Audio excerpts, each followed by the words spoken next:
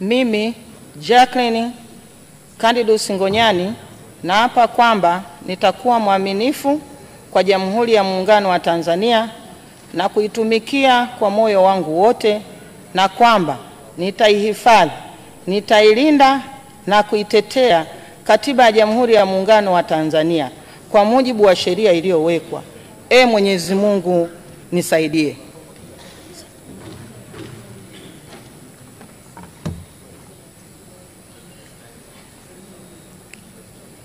Mimi Jacqueline Candidus Ngonyani kwa heshima kubwa ninaahidi mbele ya bunge tukufu kuwa nitakuwa mtiifu na mwaminifu kwa nchi yangu Tanzania, na kwamba ninaahidi kuilinda, kuitumikia na kuitetea Jamhuri ya Muungano wa Tanzania kwa nguvu zangu zote na moyo wangu wote.